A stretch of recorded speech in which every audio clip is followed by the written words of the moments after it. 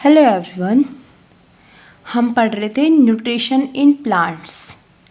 Last lecture में हमने photosynthesis किस प्लांट में हुआ है नहीं हुआ है, वो कैसे आइडेंटिफाई करते हैं वो देखा था हमने स्टार्च की प्रेजेंस देख के।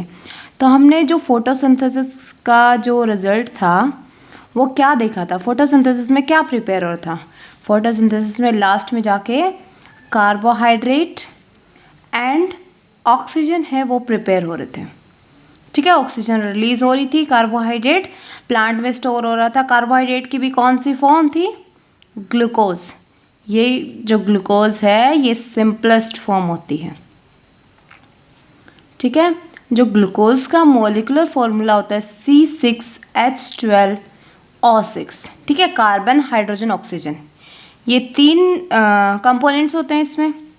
ठीक है, तो अब हमें देखना है कि जो प्लांट है वो सिर्फ ग्लूकोज ही सिंथेसाइज करता है या फिर ग्लूकोज से कुछ और भी सिंथेसाइज करता है आगे चल के। तो आज हम पढ़ते हैं synthesis of plant food other than carbohydrates. ठीक है, इस ग्लूकोज के अलावा और क्या क्या सिंथेसाइज करता है वो हम पढ़ेंगे। फर्स्ट हमने क्या कहा था कि जो ग्लूकोज है वो एसिड इसी फॉर्म में स्टोर नहीं होता है। किस फॉर्म में स्टोर होता है ग्लूकोज? स्टार्च की फॉर्म में। तो यहाँ पे फर्स्ट स्टार्च एज फूड। हाँ, स्टार्च भी एक कार्बोहाइड्रेट है बट जो ग्लूकोज है वो सिंपल फॉर्म है। ठीक है, सिंपलेस्ट फॉर्म है। लेकिन ये जो ग्लूकोज है ये कन्वर्ट होता है किसमें? स्टार्च में, जो कि एक कॉम्प्लेक्स फॉर्म है। और ये कॉम्प्लेक्स फॉर्म स्टोर होती है प्लांट पार्ट्स में। किस किस में? रूट में स्टोर हो सकती है, स्टेम में स्टोर हो सकती है, लीव्स में और सीड्स में। ठीक है, इन सब में स्टोर हो सकती है। तो हमने कुछ पढ़ा भी हो, शायद आपने पीछे की क्लासेस में पढ़ा होगा कि जो पोटैटो होता है, कैरेट होता है, उसमें ये जो स्टार्च है किस में स्टोर होता है? ये रूट के अंदर। अगर आपने नहीं भी पढ़ा है तो 6th क्लास का लेक्चर है वो अपलोड किया हुआ है, उसमें क्लियरली समझा रखा है। ठीक है, और जो स्टेम होता है, स्टेम में किस में स्टोर होता है? कुछ जो प्लांट्स होते हैं उनमें स्टेम में स्टोर होता है, कुछ में लीव्स में स्टोर होता है और कुछ में सीड में स्टोर होता है स्टार्च। ठीक है, तो हर एक पार्ट में स्टार्च स्टोर हो सकता है, कुछ प्लांट्स में रूट में, कुछ में स्टेम में, कुछ में लीव्स में और कुछ में सीड्स में। ठीक है, तो फर्स्ट फॉर्म थी स्टार्च। अब सेकेंड फॉर्म हम पढ़ते हैं कि जो प्लांट्स होते हैं वो ग्लूकोज को स्टार्च में कन्वर्ट कर सकते हैं। सेकेंड फॉर्म जो प्लांट्स हैं वो फैट्स और ऑयल में कन्वर्ट कर सकते हैं ग्लूकोज को। ठीक है, जैसे स्टार्च जो होता है इसमें भी क्या होता है? कार्बन, हाइड्रोजन और ऑक्सीजन, ये तीनों एटम होते हैं ग्लूकोज की तरह।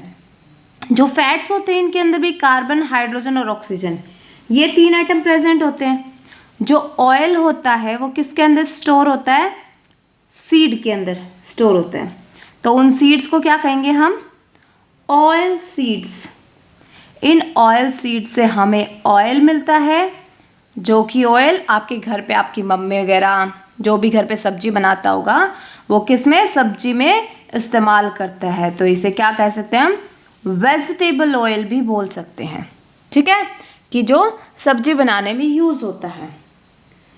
ये था second, fats as food. Third क्या होता है कि कुछ जो ग्लूकोज होता है वो प्रोटीन की फॉर्म में होता है, प्रोटीन्स एज फूड। ग्लूकोज है उसको कन्वर्ट कर दिया जाता है प्रोटीन्स में। लेकिन एक दिक्कत है इसमें, क्या? कि जो ग्लूकोज है उसमें सिर्फ कार्बन, हाइड्रोजन और ऑक्सीजन है, लेकिन प्रोटीन्स में कार्बन, हाइड्रोजन, ऑक्सीजन और इसके अलावा एक और एटम होता है नाइट्रोजन। तो इसके लिए प्लांट्स को क्या करना पड़ता है?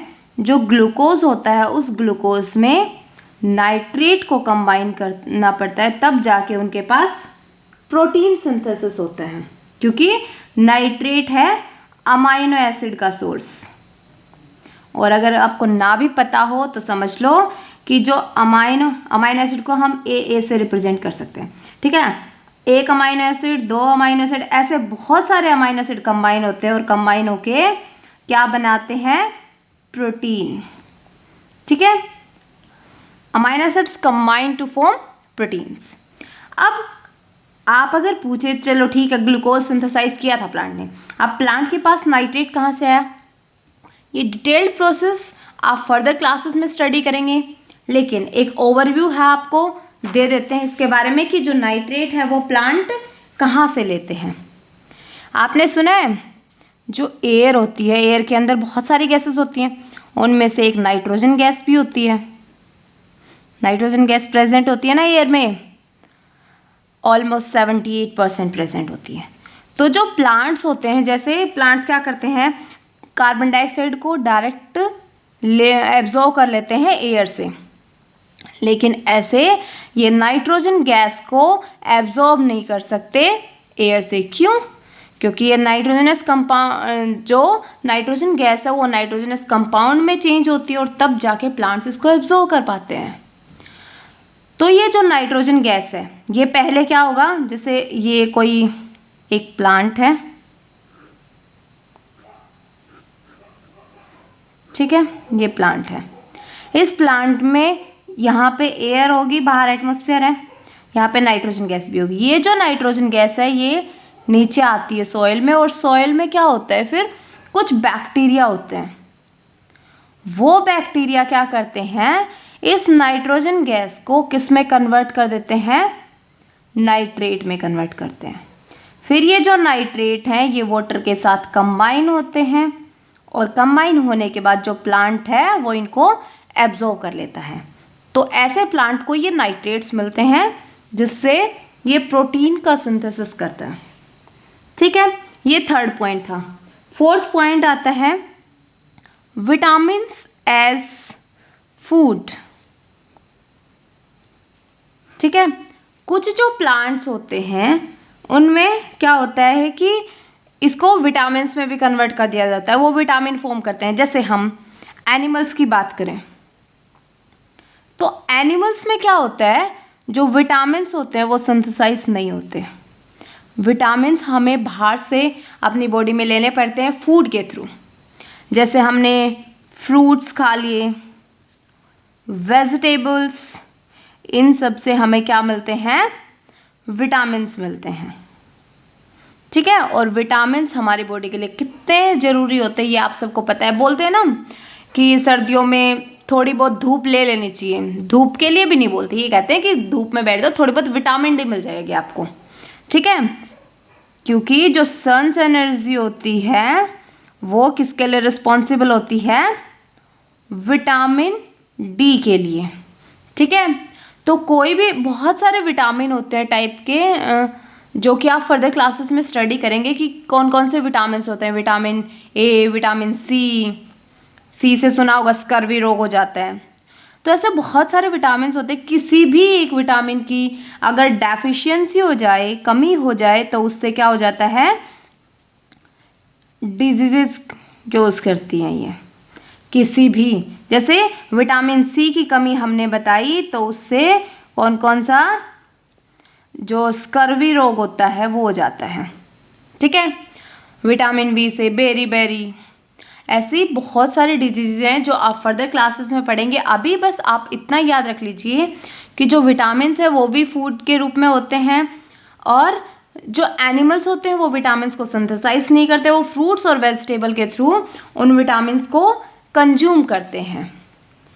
आप सब इन जो ये एक्स्ट्रा फूड होते हैं प्लांट में कार्बोहाइड्रेट के अलावा जो सिंथेसाइज होते हैं, आप इनको एक बार अच्छे से समझना, याद करने की कोशिश करना, समझ आ जाएंगे आपको, ठीक है। तो फिर आपको याद करने में भी मुश्किल नहीं होगी। इसके बाद नेक्स्ट हम जो टॉपिक करेंगे उसमें न्यूट्रिशन के मोड्स करेंगे। हमने ऑटोट्रॉपिक पढ़ा था, हिट्रोट्रॉपिक पढ़ा था। तो उसमें ऑटोट्रॉपिक तो वन टाइप का ही होता है, हिट्रोट्रॉपिक होता है, उसमें फर्दर डिवीजन होता है न्यूट्रिशन के मोड का, जो कि हम नेक्स्ट लेक्चर में स्टडी करेंगे। Thank you so much. Be safe and be happy.